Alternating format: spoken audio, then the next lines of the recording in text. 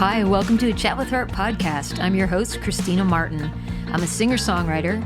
I live on a dirt road in rural Nova Scotia with my best friend Dale and our calico cat, Olivia. This podcast is totally just a chill chat with heart.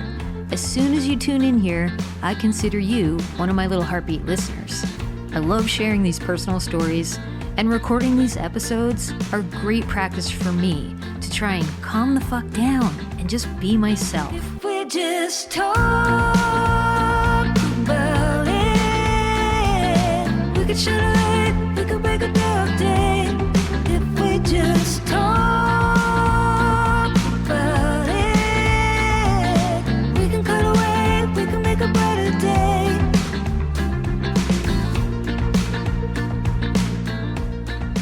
Hi everyone, welcome back to A Chat with Heart. I'm Christina Martin, coming to you from rural Nova Scotia, mocktail in hand, laundry in the background, radon monitor in the basement. Real life always here. Thank you for being here, however you found this podcast. Longtime listeners, first time. Maybe someone's forcing you to listen. I'm just really glad you're here. It's the week of March 6th, and as this episode comes out, this is significant for me. March 6th, I launched a new single on my Bandcamp called The Breeze, and it lives on a 20-song digital compilation called The Essentials. And this project is a love letter. We're celebrating almost 2 decades of recording and touring. That's me and my best friend, Dale Murray. Yeah, he's also my husband. So we pulled together the songs that quietly became the heart of our live shows, the ones that stuck, the ones people ask for, the ones we really enjoy playing, and the ones that have personally carried me through many highs and lows of life. And so The Breeze is a single that Dale and I started writing on a writing retreat that we did last summer in Austin, Texas.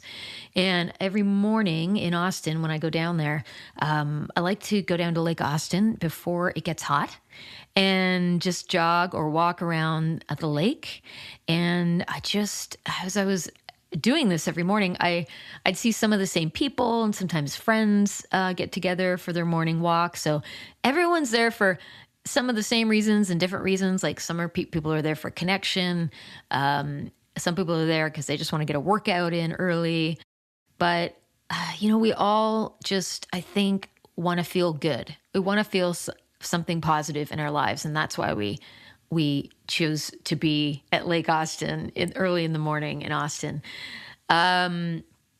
So yeah, have a listen to the song. I hope you enjoy it. It's, we have a lot of new songs we're working on, but we're just not ready to really push it with those at this time. But I think this compilation was just a great opportunity to add one new song and then celebrate 2 decades of making music. And I also just announced after we come back from a Germany tour we're doing this spring, I'll be playing with Dale May 29th at the Summerside Shipyard Songwriter Series on PEI.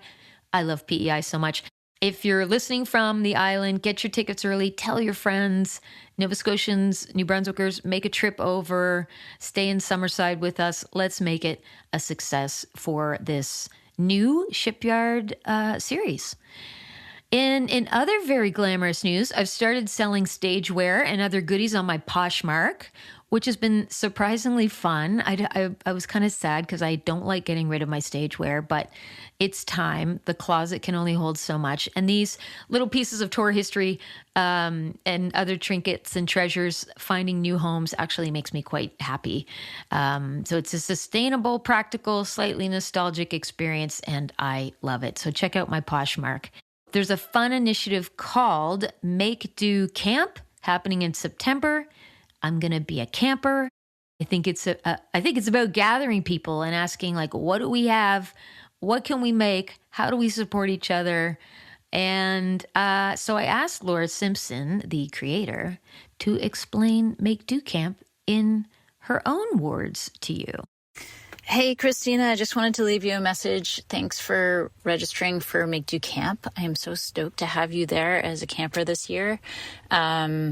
Yeah, it's going to be fantastic. I've just felt like a need for a long time to do something back out in the woods, to make deeper connections with people, get off our phones.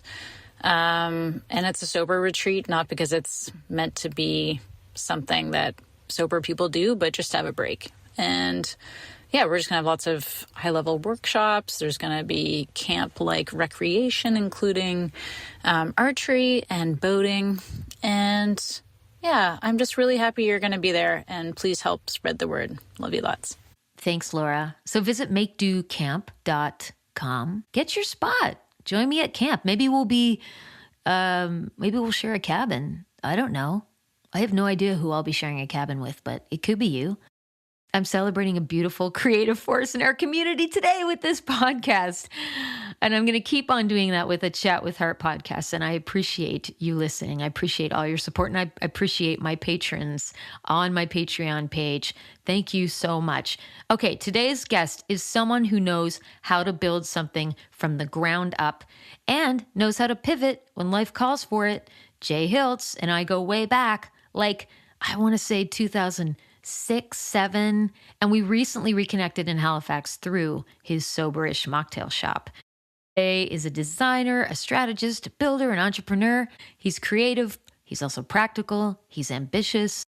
I'm excited for this one because Jay's story isn't just about business. It's about community and the culture shifting around sobriety or soberish living and building something intentional.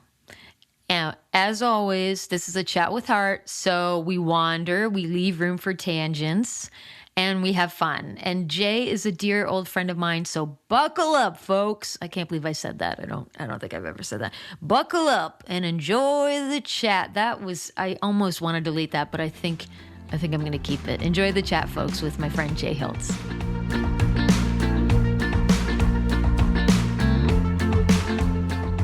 Okay. That's one of our glasses. Yeah. If you come visit, you will see I'm building up my bar. I've bought a number of items from the Soberish Mocktail shop. And do you see the little heart? What do you call, I guess it's like a rim ornament? Is it? Sure. Yeah. I mean, you sell rim ornaments, don't you? Wink, wink. I've never used one personally, but yeah. So if it was edible, I'd call it a garnish. But no, it's not. Yeah. I mean, my cat might think it is, but no. Because a lot of our, I guess, wine glasses or fancy glasses don't actually have stems, so. I bought a bunch of these little rim ornaments so that, people can identify their glasses. Yes, yeah. I mean, Lovely. I don't need to tell you that. And so I've made this quickly before this drink I'm holding and this beautiful, what kind of glass would you call this? A coupe. A coupe. A coupe. That's so cute. Classically, I think...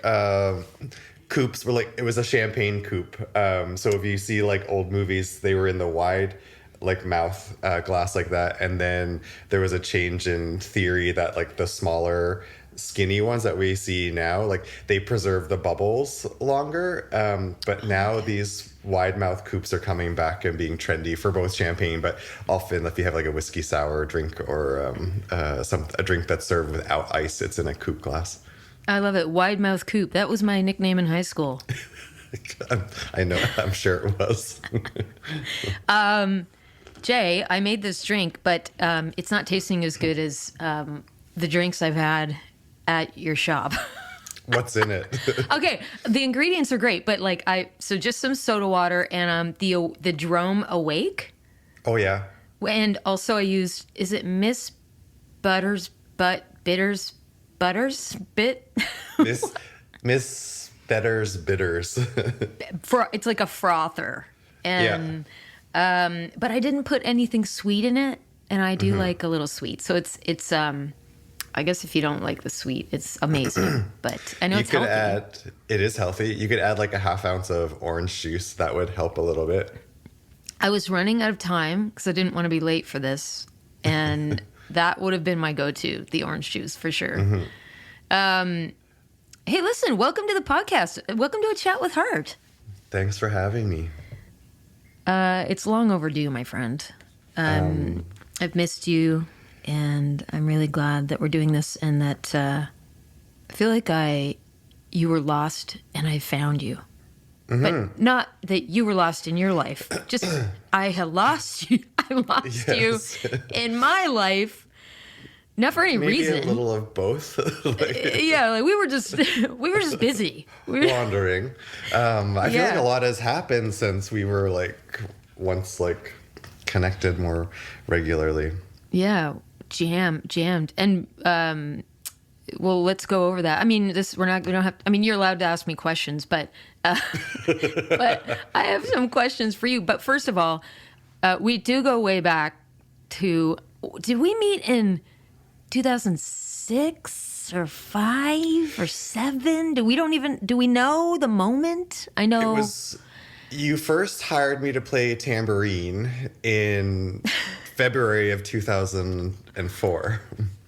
Okay. I actually paid you? Well, no, but I became your impromptu session player. Okay. And then we talked about riding the train via rail to get free voyages to across Canada, and you were going to sing and play, and I was just going to come and play tambourine. Therefore, I was going to be a musician. And we didn't. Do you remember this? I don't remember that conversation. However, I guess I guess I shit. This could be the reason why we wandered apart. This grudge you're holding against me, because I did go on the train with another man. Dale Jesus. Murray. Acceptable. I can tell you right now that you probably got the better end of the stick not coming on that journey. Nothing against Via Rail, but if you like sleepless nights and having to perform in a fast-moving vehicle that's very loud with highly intoxicated people, then yeah, you would have loved it. Okay, I'm actually hoping to plan a Via Rail trip in 1st of April, just to Montreal. Oh, okay, great. Oh, you'll love that. Okay, great. I'm not going to play tambourine, though. I'm going to buy a seat. Are you going to have it's just a seat, not a cabin? I'm going to try and get at least a bunk. That's smart. Mm-hmm. Yeah. When I lived in Montreal, I took the train all the time. And the sleeper bunks are great. I'm so glad Via's still around. They disintegrated the stop in Amherst near me here. Oh. But I'm happy to hear it's still running. Yeah. What? Okay, let's just go back to 2007. Sorry. Oh, no. Yeah, stay focused, will you? Yeah, What are you drinking, Miss Better's Bitters froth? No. Back then. Okay, so where were we at? What were you doing around 2007? I think at that time point, I was still part of a media company. Yep. And it gets a little blurry. I can't remember. I know it was around 2004, 2005, I think, when that was happening. And then I can't remember the exact year that we pushed pause on that. But then because I was sort of living in Halifax a bit, but then you were back and forth between your home base and where your family is actually in. Is it Mahone Bay or Chester, or right in the middle? I'm right between the two. Okay. Because there's another music night that's coming to mind. It was quite momentous in my. Does it involve journey. Roy Orbison? Correct. Yeah. Yes, I do. Yeah. I have memories of that night. I don't know if you do, but they're a little blurry. Towards the end, they're very bright and flashing. I understand. Yes, I remember the bright lights. Yeah. There's, I'm gonna totally go with this ride right now, because there's another epic night that you and I had where. So at this point, I was living in my friend's basement. Dale was living in Dartmouth, and Dale was having a root canal this day, and you and I had a plan to reconnect and catch up downtown early. We started drinking around, I'd say 5:30, and then called Dale, who had a root canal that day, to come and Well, pick us up, but we were having so much fun. By 6:30, we had convinced him to stick around. And I won't. Where were we? We were basically just on Agricolas or Argyle, which is, sorry, that's, Argyle. I confused the two. And I won't say everything that happened, mostly because of the embarrassment towards me, but you ended up coming back to Farquharson in Dartmouth with us to Dale's house. And I don't know if you have any memories of this, but I did throw my pizza at a city bus as it was turning the corner. And I was like, look, I can throw this out the window. And Dale was like, no, you can't. And I'm like, yes, I can. And I did. And then there were other things happening. I remember this night now. It took me a minute to connect the dots, but I do remember that. Yeah, that was fun. I had a good time.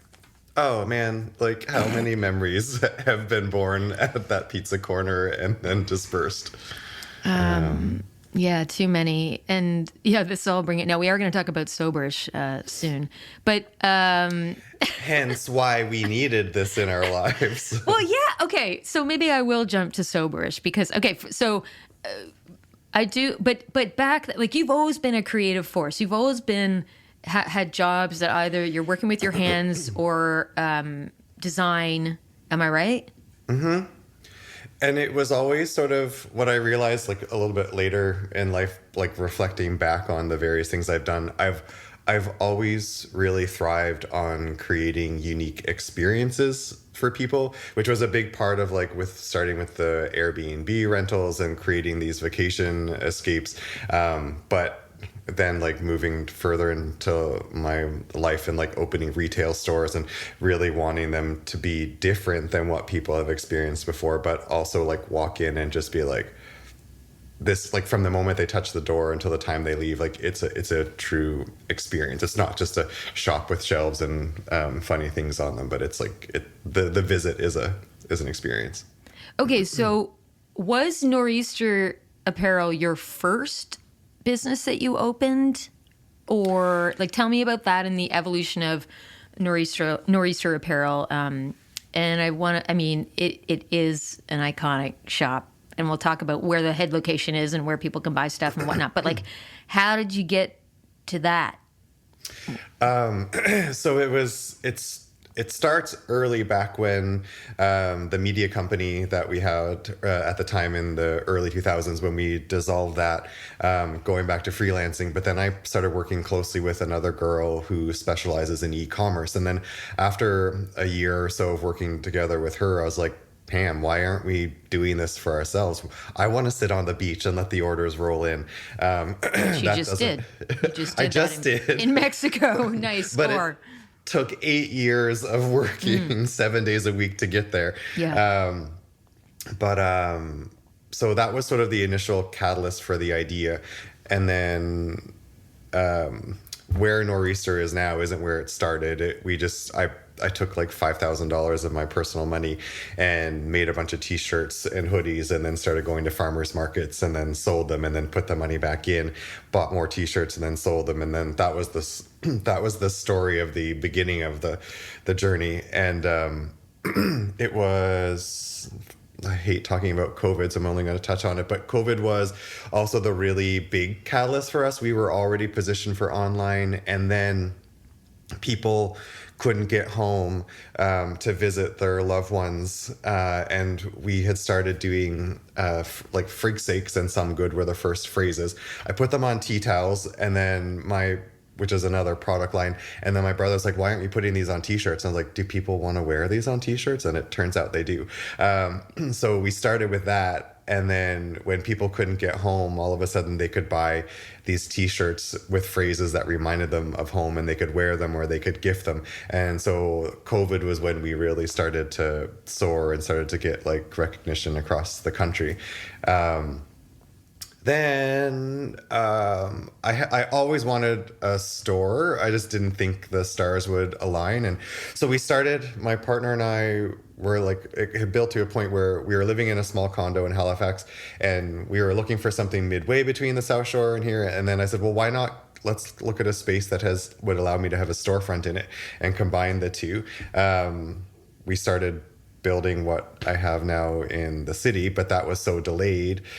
Chester, like the most beautiful retail space, came available, and the landlord was very generous and gave me a 1-year lease to try it out. And I thought, okay, well, that's too good to be true. So Chester happened, and also at that point, we'd been building this big network of small businesses during COVID, doing these outdoor markets, and the Chester store became a place for me to support them in a year-round capacity because it was way bigger than what I needed. Yeah. And so it just became for me like this modern general store that had a really strong thrust on local, but being able to highlight and support like really great makers coming out of our area. Yeah, and then this concept of a store within a store really seemed to be working, and then we pulled that into the Halifax location when it was time to open that up. So that's kind of the short version. I love the short version, but now you have 40 extra minutes here to fill. Okay. So you need, no, I'm kidding. Yeah. If you could stretch that out a bit. No. Okay. When people were like, I love talking about COVID. When people were buying things, like, was there a part, I'm imagining like Albertans, like people that live here but have to work out west. Like, was there like a surge in shopping orders out west for people who missed being home? Did you see like a particular area, or were most of the sales from here? It was all over. It was like every province, even like Whitehorse and Yukon and Northwest Territories, like we started shipping orders out there. There was also, do you remember that mass shooting that happened in Nova Scotia during the same time? Yeah. I know that. So we did a fundraiser initiative for that too. That also spread really rapidly, and people found us and found out about us because of that. So tragedy, but we were able to support families that were hurting. And then we got a little bit of exposure out of it too. So that was a big part of sort of like that whole COVID experience, which was wild. So because of that, yes, that was also like prompting orders from across the country too. Okay. So it went everywhere. And now, like, what does like nor'easter mean to you today versus like when you were just getting started and maybe during COVID as well? Like, is it more of a, you said, you'd worked, it took years and years to get to a point where you could go to Mexico, and and I'm sure that there's still lots of work to do that you probably had to just cut off. I'm leaving. But yeah, what's it like then versus now? What does it mean to you now? How does it feel versus in the beginning? I mean, so it's done way more than I ever imagined it would, and I'm so grateful. And a lot of times I feel like I set this thing in motion, and now I'm just trying to keep up with it. And so I'm going to roll with it as long as it keeps rolling. But I mean, so many differences. Back then it was me and a little 6-foot utility trailer and my farmer's market booths. Cute. And then, I said I did the Nova Scotia 500 circuit. I got a cargo trailer, I upgraded, and then I went everywhere from Digby to Truro, and I built a weekly cycle, and I was on the road. You love traveling. You love driving. Like gigging. It was like gigging. Yeah. I was peddling my wares. Oh my God. And back then, I think it was a way for me to continue designing and being creative and coming up with things that I thought were fun and interesting. And but it was, so that's still very much a part of it. But then when the slang phrases started really catching on, for me it became really a celebration of culture and this place that I call home. And so it's philosophically, it's a little bit more about that, and it represents this place and this space that I've come to love. And I thought I wanted to go and live other places, and it's fun, and I did, but there's nothing like coming back to the Maritimes. It's pretty special for me. I'm remembering as I'm talking, there was another initiative when I was starting. Zita Cobb from Fogo Island. I won't go into her story, but she was hugely like inspirational to me of what she did. She went to Toronto, part of the tech boom, made it big, and then went back. And her whole initiative was to revitalize the economy in her small fishing village where she grew up. And I just thought that was so great. And so I kind of wanted Nor'easter to be an example of that too, that you can really build the life you want without having to move to Calgary or Fort Mac. Like you don't have to compromise where you live to do it. And so Nor'easter really did grow out of nothing, right? It was a pocket of money that I put into it. And now we're a team of 8, which is also insane. But I've got a really, it's great. Yeah, it's so wild. I've got a really strong team right now who are amazing, and they've bought into the vision, and I find ways. I like to think I'm a good boss. I find ways to allow them to stretch their wings and stay creative, and feel like they're contributing to the whole. They're not just a peg or a cog in the wheel. So our staff turnover rate is pretty low, which is, I think, maybe a reflection of that too. But they're so awesome that they allow me to now, like, I can check out for a couple of weeks and go to Mexico and not be stressed out that things are burning to the ground back here. You know, when I was in there and they didn't know that I knew you, they may have said, "The boss is awesome," a couple times. Did they? Oh. Yes. And I was like, tell me more. Is there anything you don't like about the boss? Is there anything you would like to change? And then they made me leave. As soon as I started shit talking you, they were like, please leave now. Please leave now. They realized. But pay your bill first. What about there's always challenges when you're an entrepreneur, especially when, you are at the head of it all. What are a few behind the scenes challenges that people wouldn't expect and they could be completely ridiculous. They could be like, I don't know. From challenging customers who you want to love all your customers to, the business. I don't know if it's obvious that the business side of things can be just kind of tedious and gross and annoying and sucks up so much of your life. But So customers obviously working in, it's still hospitality in front of face. You get all kinds of walks of life that come in, and some clearly don't support what you're doing. And I'm like, why are you even in here? Because all you want to do is just combat me with why I chose the wrong name and why you and your friends would never come in here. And I'm like, but you're in here. Interesting. Yeah.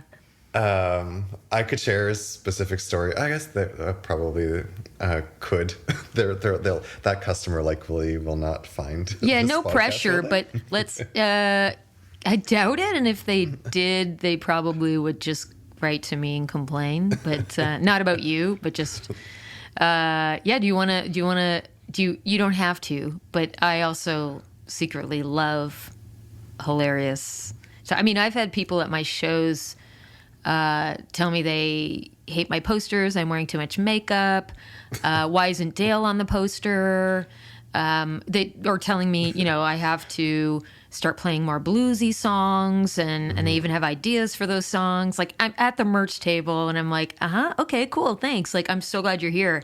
But and sometimes I even, like, I know this is illegal, but you're not supposed to record people. But when they start to go off, I record it so Dale and I can listen to it later and laugh. Anyway, sorry. So I'm going to do that next time. Yeah.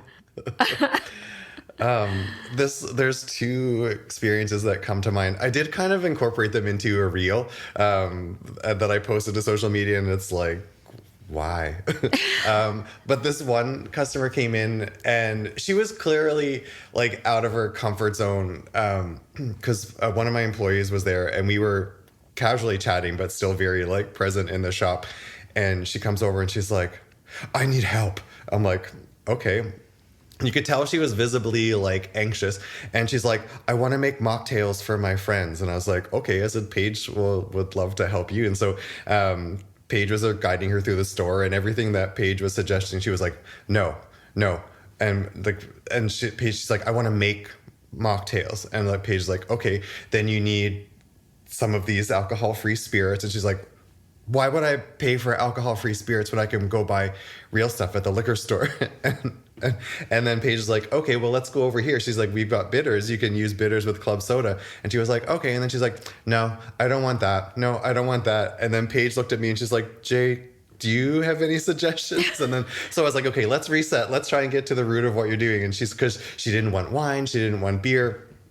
And then so I found this cocktail mixed juice, and she's like, okay, what would I put with that? And I was like, well, you could put club soda with it. And she's like, okay, but what else could I put with it? And I was like, well, what do you want to make? And she's like, I don't know, like a margarita. And I said, okay, well then we would usually recommend this alcohol-free tequila. And she's like, yeah, but why would I pay for alcohol-free tequila when I can go buy real tequila? And I said, because you just said you wanted to make a mocktail. That's right. And she's like, right, but she's like, I don't even like tequila. And I was like, then why would you make a margarita? Yes.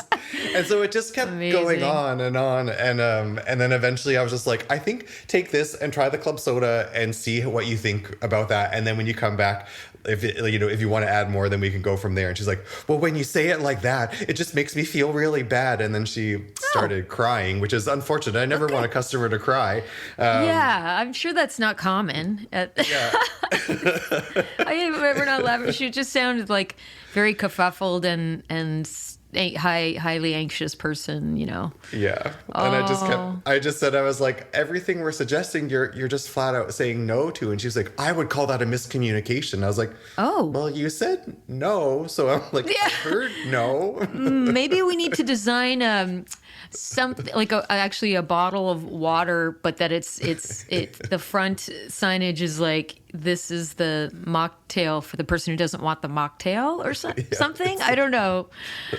Or just a beer. Mystery liqueur. Yeah. It's whatever you want it to be. Okay, let's get into Soberish, because this is what so right now we're talking about this woman who came into the Soberish Mocktail shop. That's what it's called, in downtown Halifax I always mix these streets up, but it's on Agricola Street, right? It is, yeah. I got it right. And it's my new favorite place in the whole wide world. Like, this is a dream come true for me, Jay. I'm so glad I could give you that. Where did so Nor'easter's up and running, doing great. You're having fun. You find a location to have a storefront in Halifax. You're building your home upstairs. And where did the idea for Soberish Mocktail shop come from? I tell people it was an evolution of an idea. And in hindsight, we grumbled because the project was 5 years delayed in the construction. Like, it just took forever. And I already mentioned I'd become a fan of a shop within a shop model. And originally I was off dairy for 2 years because I thought it was the root of some of my skin issues. Turns out it wasn't. Turns out I was allergic to fragrance and polyester. But that's so me. That's really serious. Oh yeah, I changed everything and washed my clothes with like the safest stuff, and I can't wear fragrance. I miss perfume.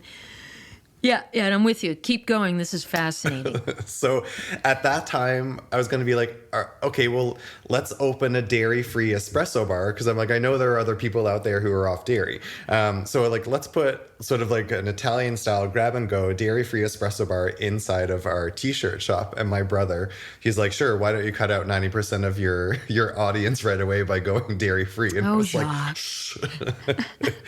And in the time that we were building the space, I really started to watch or see this rise of non-alc happening on my social media. So in Chester, we brought in some canned options to test the waters. I was like, that's pretty easy. And they did really well out there. And then I was like, okay, I think the time is now. I said, we own the space, so let's just go big. Let's blow the roof off non-alc. And if it doesn't work, we just pivot and do something else. And so it was that moment that like Soberish was born, and we opened the bottle shop in November of 2024.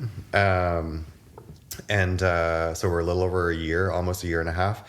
And it's as if people were waiting for us to open the doors. They had no idea what we were doing, but the alcohol-free community in Halifax was way bigger than I ever imagined, and they were poised for something like this to come to the city. So, which was also very validating, obviously, because it is a risk opening something like this in a city that is known for its pub per capita, and alcohol is such a key ingredient to every social engagement, it seems, here.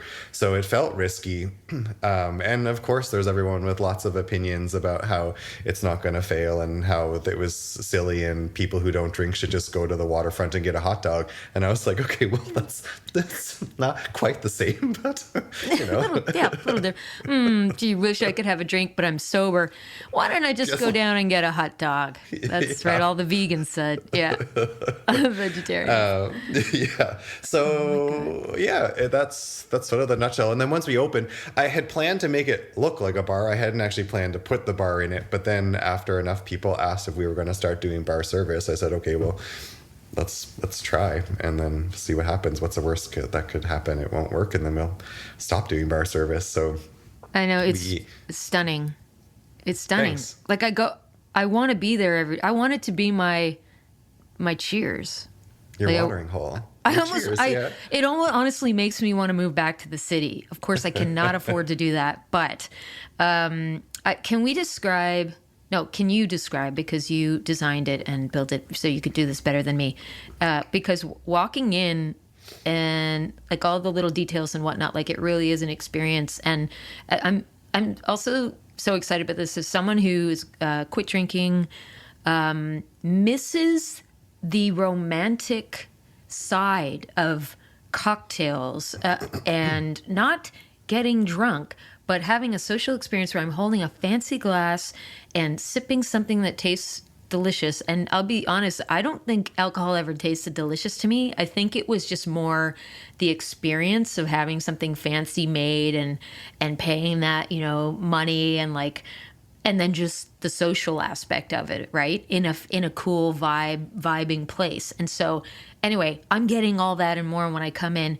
And also, as someone who likes to take care of themselves, like I've always dreamed of being able to, honestly, like I will pay good money for something that tastes great, looks fancy, and is good for me. Mm-hmm. And so, so I'm getting all that. But can you describe what it's like walking in to the Soberish Mocktail shop in Halifax and what we could do there? And we'll talk about the events and some of the things you're proud of. Yeah. Okay, let's go. I wanted it to feel comfortable and welcoming and homey, with a little bit of bougie and a little bit of bling. And so my personal design style is meshing old world with some modern nuances. That's where I feel comfortable. I can appreciate cold, hard, minimalist aesthetics, but I don't like sitting on those couches and furniture. And so the original concept for the building was to look like it was a warehouse that was a couple hundred years old that we repurposed into a home. And so, but then when I was building out the bar specifically, I really wanted that side of the shop to feel like a gentleman's club, like an old British pub. And so we've got dark green walls with like lots of wood paneling details, and then the brass library style like wall sconce lighting.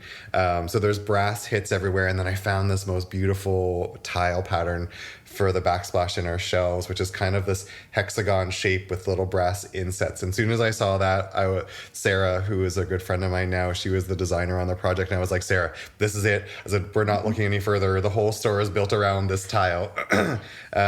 Is that like and I could be wrong, but is that like a splash of like Art Deco in there? It does hail a little bit to that era for sure. And then in Chester, I really wanted like a stone countertop. So I love general store counters, those old ones that have been worn and natural patinas from just the wear and tear that you can't replicate. It's not always easy to find those when you want them in the size and the shape that you want them. But so we built the one, and actually we built them in both stores. In Chester, I really wanted a stone countertop. By the time I couldn't justify splurging. And then when Halifax came, I was like, it's going to be stone. And so we got this beautiful stone countertop that has these veins of sort of like rusty brown oranges through it. So we pulled the color of the actual bar out of the stone for that. And so these deep rusty oranges with the dark green walls, it's kind of a fun aesthetic. And then, but like the stools are like these brass stools with plush velvet woven fabric through them, and again, just like little hits of bling to make it feel special, because you're not alone. So many times we hear from people, they're like, yeah, I've done all the canned mocktails, blah blah blah, but I miss going out for that craft cocktail experience. I miss the social connection that I used to have with my friends, like when we're sharing a drink, sharing a meal. And so it's that whole, again, experience. And so being able to create this space that creates these experiences for people is just so satisfying and rewarding as a business owner. I love it. And might I add to, like, for anyone, unless me and my friends are there, for anyone who's like sensory sensitive, it's a calm, quiet place. Again, if me and my friends are there, it's going to be a little loud, but you can go early. Like, you're open. Is it 11 a.m. some days? I know your hours are different on different days, but like... Yeah, shops open 7 days a week. We open at 11. Bar, we were starting at 3 in the afternoon. Saturdays, we now open at noon because we just had people coming in earlier wanting it. And so, yeah, I mean, max we can seat 14 or 16 people, so it's never going to be too crazy. Our crib nights are probably the fullest and craziest it gets in there, but it's a really fun energy to watch people socializing and meeting new people, and just seeing the space full of life and laughter. That's also really rewarding as a business owner, which sort of loops back to what part of the conversation we were just having, but we were getting a lot of people asking for more sober events, so for opportunities for them to meet other sober people. And so we birthed this thing called the East Coast Soberish Social Club. It's a bit of a tongue twister, but so dry January this year, we just chalked our calendar full of sober events, everything from crib nights, workshops, guest speakers, sharing stories of sobriety. This month we had ghost hunters in who are paranormal investigators, which was so crazy and I fun. wanted to go to that. I wanted to go so bad.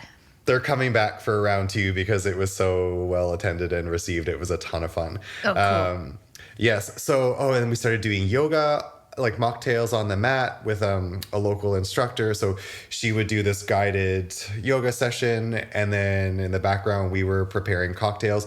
So when they came out of yoga, then they just hung out on the mats. We delivered like Drome, the adaptogen cocktails, to them, designed to fit the energy of the yoga session. And she just guided these wonderful social chats afterwards for about 30 minutes. And so being intentional about creating community. Oh, and Terry's Enjoy Groove dance sessions. Oh, that was fun. Yeah. So fun. Yeah. Like just giving people reasons to come out where alcohol isn't the center. One of the phrases I coined was, we're defining a new era in cocktail culture, because cocktail culture is a thing that isn't defined by alcohol. So how do we create these beautiful experiences, beautiful drinks, beautiful moments of connection, and then just invite people into that? So as we move into 2026, that's really a focus for us downstairs. So each month you're going to see some repeating events, but new events. We did a perfume making night on Saturday, which was super fun as well. Wait, can we go to that, you and I? Like, I mean, in terms of like, are we going to break out in a... So we can smell. Okay. I can smell. I just can't wear it all the time. I don't know what your sensitivities are, and I'm testing it a little bit because so also in the height of me discovering I had this fragrance sensitivity, I was creating our own fragrance line for our shop in Chester. So I wasn't wearing gloves. My hands were like covered in essential oil and fragrance oil. And then I'm rubbing my face and scratching my chest and then just not connecting the two together until eventually I was like, hang on a minute. My mom like became like really, really allergic to fragrances after menopause. So that was like started triggering, and I was like, okay, my mom and I have a lot of like similarities in our body makeup. So I was like, maybe there's something there. Anywho, I'm learning that I sort of went through a strong detox, but like I can put a perfume roller here. Yeah. And as long as I don't get it on my fingers and then start touching the areas of my body that are really sensitive, I can get by with it here. The scent itself doesn't make me have a reaction unless it's super strong, like men's cologne. Like that one can be like headache triggering. But if it's sort of like softer and a bit more floral, like I can get away with it on my wrists. So depending on your sensitivity level, maybe there is hope. I think my sensitivities are more like harmful chemicals, and which are in a lot of products. But I do have some actually fragrances here that are like clean and safe. And I do actually like essential oils, and those are fine. So we do have some massage oils and things that have scents like lavender, and that doesn't bother me. I love it. But it's the heavy perfumes, or like sometimes it's the chemicals or the products used to design certain fragrances or cleaning products, or that hurt my skin. Yeah. And mom breaks out in hives. I just get these really red irritated rashes that look like eczema. Yeah, same. But it's not, and especially like under here, like my skin will peel. Like I do have eczema, but when a fragrance like shampoo, like my scalp for years, I just thought I had like dry scalp and dander, and then it turns out it was all the perfumed scented shampoos I was using. Right. Like, oh, okay. Yeah. There's something to it. Hey, going back to Soberish, although we can talk about eczema all day. I did have psoriasis Of course. in high school. Yeah, of course. When I thought it was like a deadly disease, and you're the only one in a small town in New Brunswick who has psoriasis, you're like, well, great. There goes my life. Anyway, but let's go back to Soberish. Do you have, so I'm holding here the Soberish dry book, which you can buy at the shop. Alcohol-free cocktails for a mindful era by Jay Hiltz and Brent. Is it Radall? Radall. Hey, buddies. Thanks for making this, because it's awesome, and I have it at my house. But do you have a favorite? Like, what's your go-to Soberish cocktail, mocktail right now? There's a lot. There's a lot in the shop. Like, I left with a box the other day. We do have our space is small, but we have a lot of stuff jammed in there. And part of what makes me excited is continually doing something new every day, and so many product lines. But also like gifting that experience to my bartenders. I'm like, whenever it's slow, just like come up with something new. So we're constantly putting out new cocktails, and we probably have about 18 or more like on our set menu right now, which is 18's a lot. Yeah. And so my favorite kind of changes, however, favorite product is the Drome Calm, which is what you are drinking right now. It's so amazing. I'm drinking Awake, but I have Calm. Oh, you're drinking the Awake. I've already got through one bottle of the Calm, and then I just purchased more from my friends who are now asking for me to get their bottles when I go to town. Okay. Way. Yeah. It's picked up, buddy. It's a hit over here in Cumberland County. We should do an event in Cumberland County. If you want totally could. It's not Mexico, but it's a hip place. But we could do a mocktail course at your workshop at your house sometime. We talked about coming to visit, so just have some friends come over and we'll just make some drinks. We could combine it with one of our denim sessions, which you're coming to this Friday. Yeah. So think when you're there, when you're at the show this week, put your thinking cap on and think of it how we can make that work here or even in Halifax or, whatever. Because I want it to be a win-win mostly for you. Okay. Thank you for that. I appreciate the support. I'm coming back to my favorite drink, but when you're in the shop next, since you're drinking the Awake, try the high voltage sour. Ooh. It uses, so it's our take on a whiskey sour, but it uses the Calm Awake, and it is so good. It's like, it's the best cocktail creation I found yet with the Drome Awake. So try that one. I may have tried it. The problem with me is I've already had like 6 of your cocktails, and I don't. Okay. I remember the lavender one. Yeah. I remember I had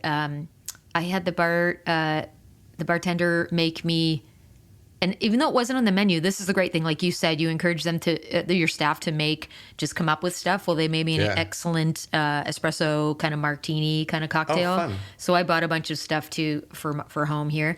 And then there was a zinger, like it was a sour. I think I did try it and it was amazing. Could be that, yeah. Yeah. Because it mixes one of our whiskeys with that and the lemon, so it's sour, but it's got all those like spicy so flavors from the Awake, and it's a really fun product line. So with that in mind, one of my favorite drinks of all time, like I love the classics, so old fashioned or a Negroni. Those are my 2 go-tos, and I think we've done a really good job at creating alcohol-free versions of those.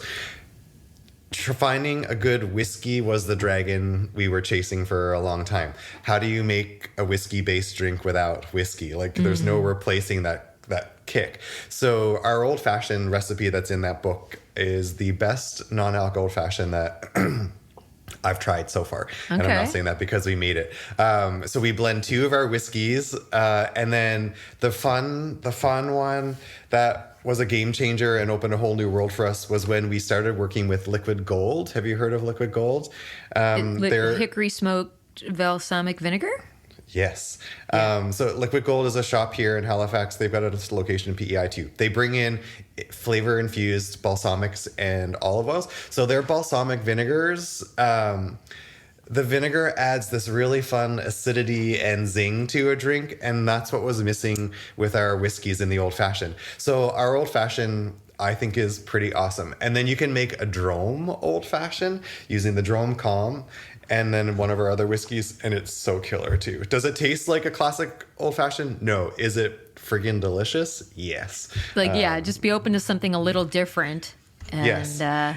It's never going to be exactly the same. And so some people like set out on that journey to try and find the exact thing. But I think if you open yourself up to just discovering and trying something new, I think non-alc can really deliver. It's sort of like, I mean, when we were vegan for like 5 years and we were completely satisfied with the things that we ate. And there were a lot of substitutes that never really were, like I'm now a meat eater again, but, I love chicken and, right. But, you can, if you've chosen to cut back or not to eat as much meat and you look for other substitutes am I making a disgusting comparison here? You know what? Never mind. Our drinks taste like meat? Is that what you're saying? So what I'm saying is the fat to fat ratio, you're really going to get your protein in these cocktails.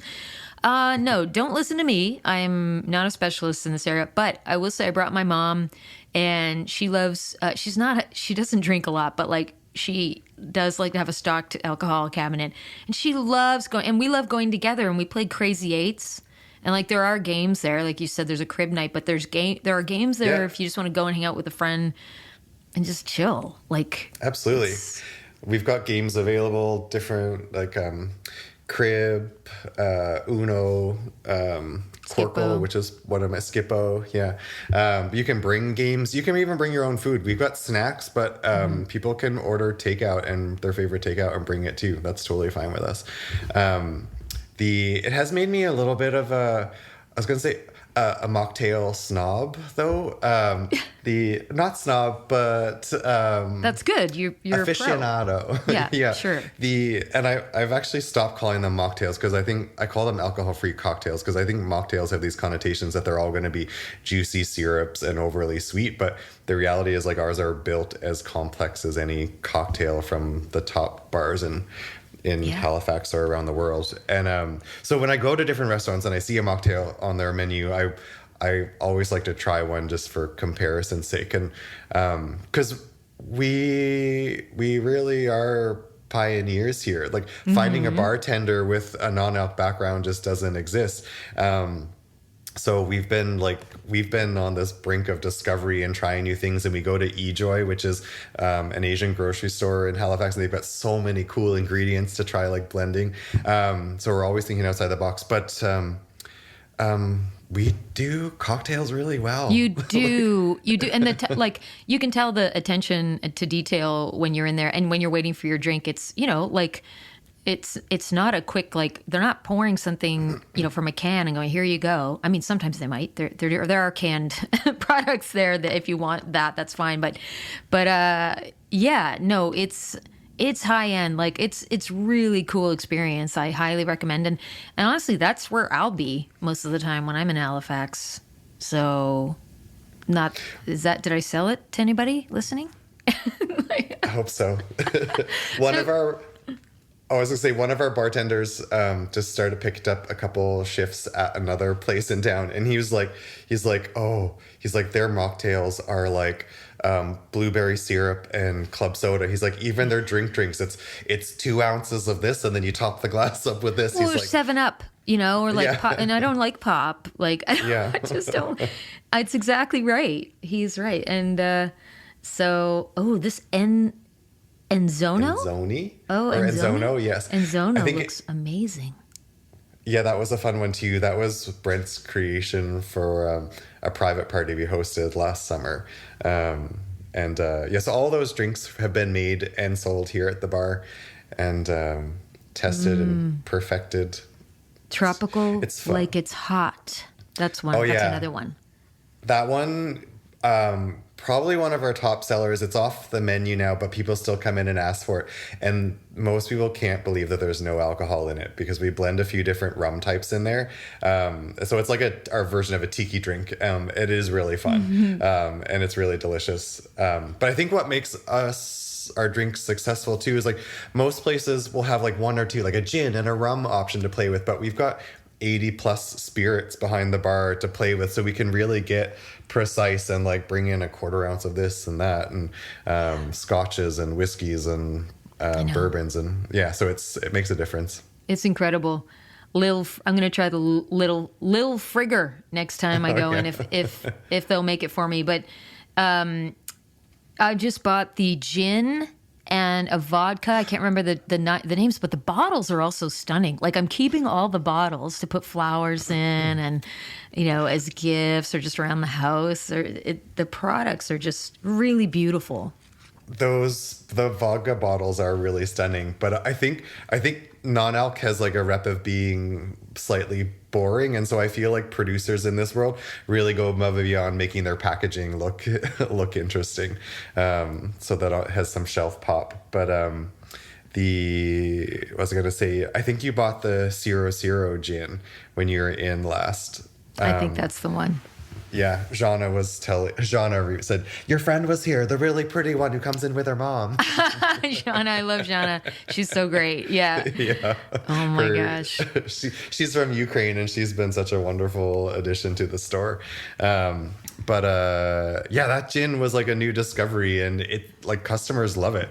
I wasn't sure at first what I thought, but when we lined them up, she said customers leave with that one all the time. So it was a good choice. They're yummy. Yummy. Jay, before I let you go, it's always hard for me to let my guests go because they're typically really good friends and I just want to chat with them all morning. But I respect your time and you.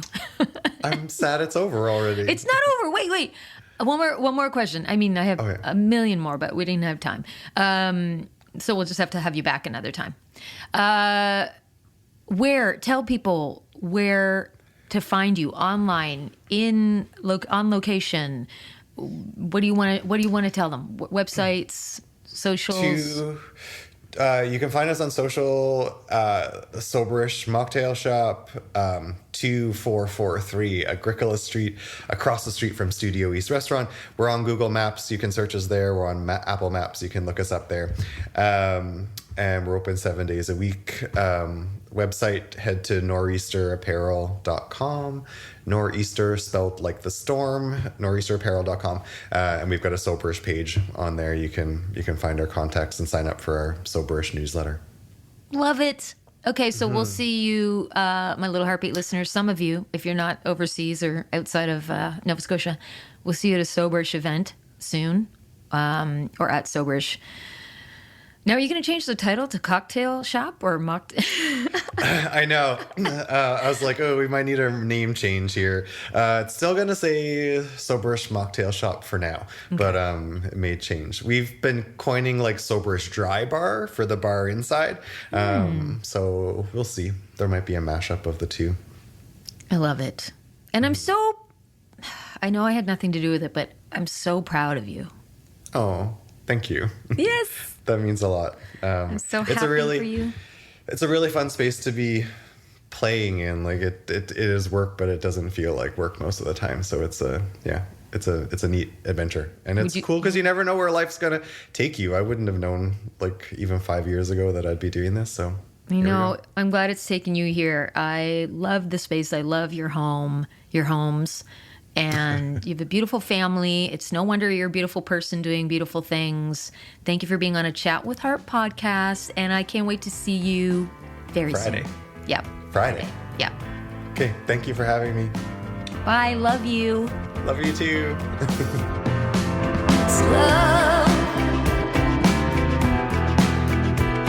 I don't want to say goodbye to you.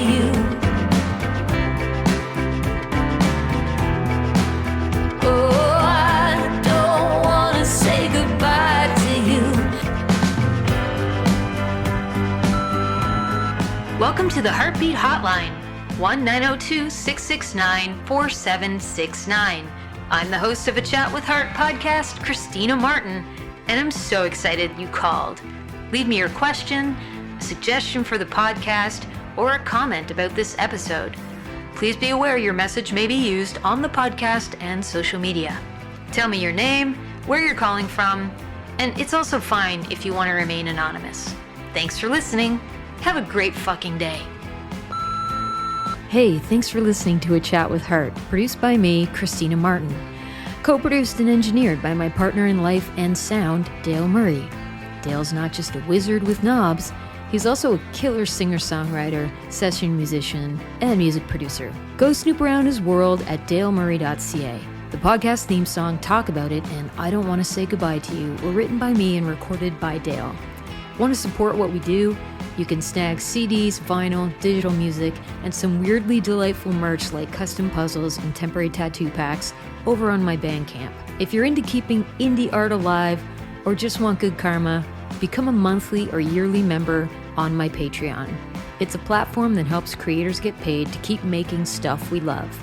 I swear by it. Sign up, free or paid, at patreon.com/Christina Martin. If this podcast made you laugh, cry, think, or rage text your best friend, do me a solid, share it, rate it, review it, and hit that follow or subscribe button wherever you get your podcasts. And to all my little heartbeat listeners, stay weird, stay tender, and I'll catch you next time.